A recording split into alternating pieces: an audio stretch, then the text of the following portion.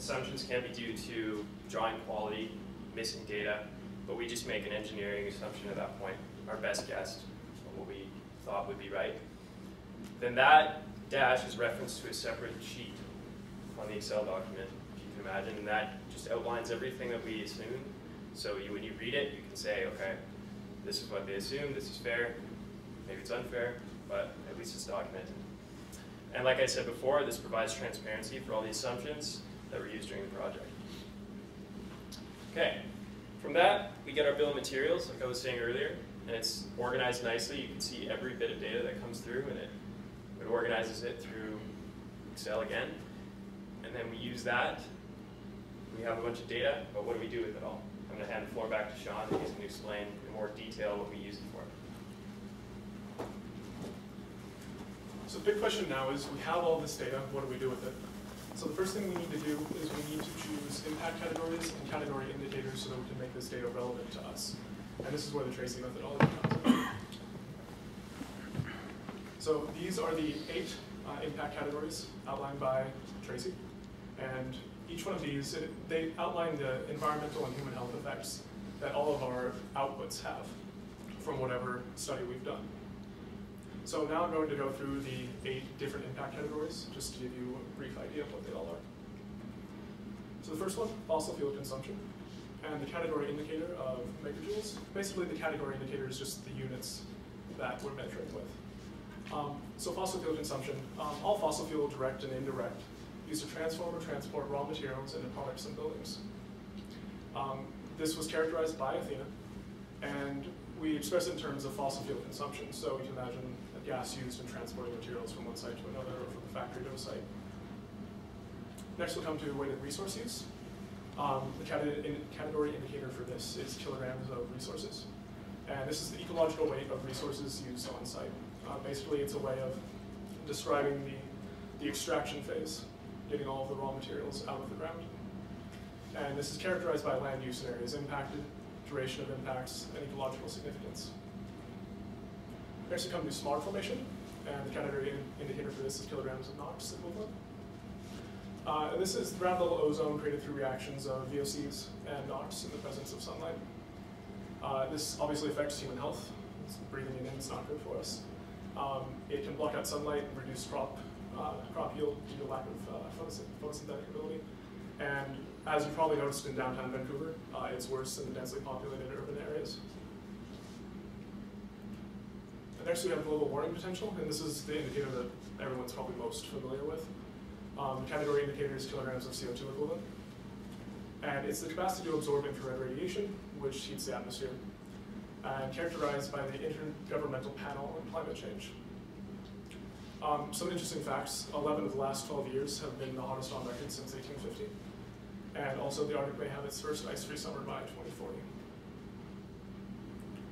Next is ozone layer depletion.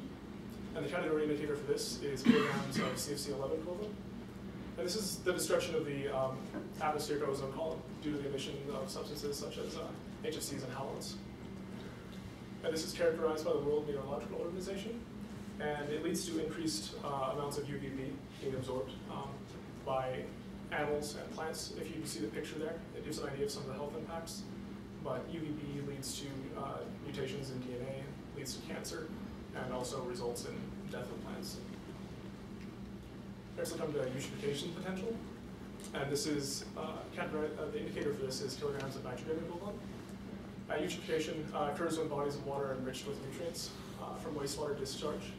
And this results in increased algal blooms, which cut off photosynthesis in the water, decrease O2 production. And it's a big impact on the aquatic environment and the animals that use the aquatic environment. A good example of this is if you've heard of the case study at Shuswap Lake, where they have very serious problems with eutrophication. Next we come to the human health respiratory effects. And this is categorized by kilograms of PM2.5 equivalent. And basically PM2.5 is particulate matter that's less than 2.5 microns in size. So you can imagine that breathing these things in from organic compounds or combustion materials or metals is really not good for our health. It leads to coughing, wheezing, can worsen asthma, heart disease, pneumonia, all around not good. And finally, acidification potential, measured with moles of H+ equivalent. It's the capacity to form hydrogen ions from SO2 and NOx, increasing the acidity of the soil and aquatic environments. This was characterized by the US EPA, and it can lead to severe ecosystem changes. It increases the acidity of soil, water, and leads to deterioration of the built environment, all the different effects. And now that we have all of this information in our categories, what do we do next? We need to interpret the results. And not all of it's important to note that not all of these impact categories apply at all levels. Some may be more local, while some may be more global in scope. Then we would like, and what we'd like to do, and what we did, is to normalize the data, create benchmark comparisons so that we can show how one product or one building compares to another. Give us an idea of how it's performing and give the industry an idea of what might be able to change. And then we can run a sensitivity analysis. We can see how the components of each product, each system, affect the overall results. So by small changes in one thing, what does that do? And it gives us a good idea of what we can do in industry to lower our outputs. And now I'll pass it over to Darren, and we'll talk about our results. Thank you. So now we're going to get into the results of this whole study.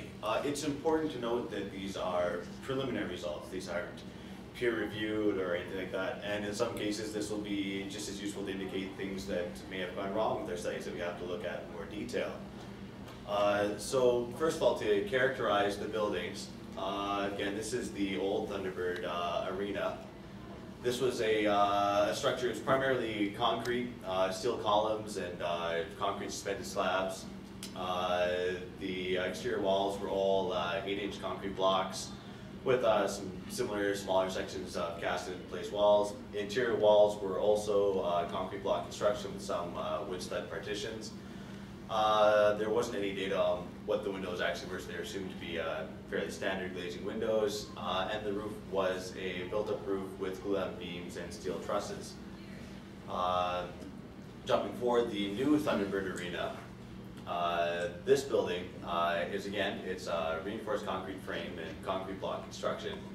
The foundation consists of a concrete slab and grade, and the floors are all precast concrete double T. The foundations are cast-in-place walls on the ground floor, and the rest of the floors have a concrete precast concrete tilt-up and block system with some wood studs. Foundation is cast in place. The ground floors have wood stud with plywood sheathing. All windows are aluminum frame, standard glazing, and the roof is made from concrete precast double T. Kind of dry, but it gives a good idea of what these buildings consist of. Last, the Olympic Oval, which, as you can see, kind of, where's the laser pointer on this, Rob? It's broken. It's broken? Okay. The Olympic Oval... Stick there. More sustainable than a laser. Okay. The Olympic Oval, which, if you recall from the interior photos, either had a huge amount of interior space that's just wide open. This building is constructed mostly from concrete. It has concrete columns, concrete suspended slabs, and these immense concrete buttresses supporting the roof. The floors are all a concrete and concrete slab band system, and a significant portion of the activity deck is supported by hollow core concrete panels. The exterior walls on the north and south side are simple fixed curtain walls with no glazing on an aluminum frame. And on the third floor south side, you can see the nice blue side there. It's a polycarbonate cladding with overlays of glass. The interior walls are mainly steel stud walls, cladded in gypsum board, and the lower floor has a lot of concrete block walls. All of the interior doors are solid wood or hollow metal, and the roof, which is a large feature of the building, made from pine kill wood, is all has concrete precast double T composite beams, glulam beams, structural steel, and their unique wood wave structural panels. So using this information, we can take our bill of materials and break it down to show how much of the buildings are composed of what materials, which is good for characterizing them,